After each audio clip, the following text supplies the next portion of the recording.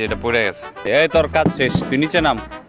চলো এটি নিয়ে যাই, নিচে নিয়ে গেলে ঘরের অনেকেই খাইতে পারবো। মনে করছে এই সিঁড়ির মধ্যে এই ফ্রিজের যে বক্সটা আছে এটা দিয়ে রাখা হয়েছিল, কিন্তু এই কুকুর উঠতে গিয়ে ব্যথা হয়েছে। কারণ হচ্ছে এটা দিয়ে আটকে দেওয়া হয়েছিল যাতে কেউ ওইখানে আসতে না পারে। কারণ বড় বড় আমের এরকম ছোট ছোট মোরব্বা টাইপের, এটা মোরব্বা বলে না, এটা হচ্ছে আমট।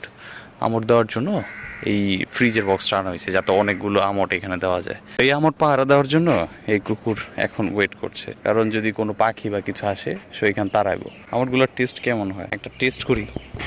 এখান থেকে নিয়ে ছোট্ট একটা টুকরা নেব। বুঝলাম না, একটু লবণ বেশি হয়েছে মেবি। আই থিঙ্ক এটা পুরো শুকিয়ে যাওয়ার পর এটা টেস্টটা একটু ভিন্ন আসবে। যাই হোক, এই এখান দেখিস আমি নিচে যেতেছি, ঠিক আছে? পড়লো কেমনে, আমি এখানটা ঘরে ছিলাম, পরে দেখি করে শব্দ আসছে, উপরে যাওয়ার লেগে অনেকই করছে, তারপরে যে এটা পড়ে গেছে। যাক, এটা পাহারা দেবো, আবার আবার নিয়ে আসবো কেমনে। ওই আকাশ কাইলে করছে, মেঘলা তো নাই, চারিদিকে তো সুন্দর আকাশ।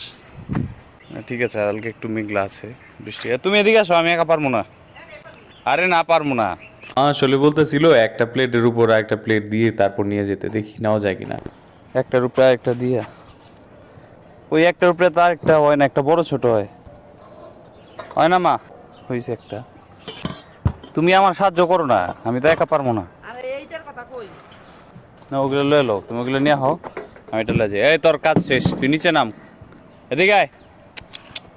গাইজ, এটি হচ্ছে আমাদের নিজের ছাদের উপরে জামরুল গাছ, আর এই জামরুলটা ধরেছে, আর দেখতে এতটা বেশি লাল, সামনে থেকে তো আরও সুন্দর। তো আমি এটা টেস্ট করলাম, এটার স্বাদটা খুব মিষ্টি ছিল, মোটামুটি ভালো মিষ্টি। এছাড়াও আমাদের ছাদে আরও কিছু গাছ আছে, যেমন কমলা গাছ এবং মালটা থেকে ধরে আরও অনেক গাছ, কিন্তু এই গাছটার মধ্যেই বেশি ফল আসে। চলো এটি নিয়ে যাই, নিচে নিয়ে গেলে ঘরের অনেকেই খাইতে পারবো, আর না হলে তো এগুলা খেয়ে ফেলবে পাখি বা অন্য কিছুতে। তো আমি এখান থেকে সবগুলো গাছের যে কটা পাকা আছে লাল কালার ধরেছি নিয়ে নিয়েছি, বাকিটা থাক ওইখানে।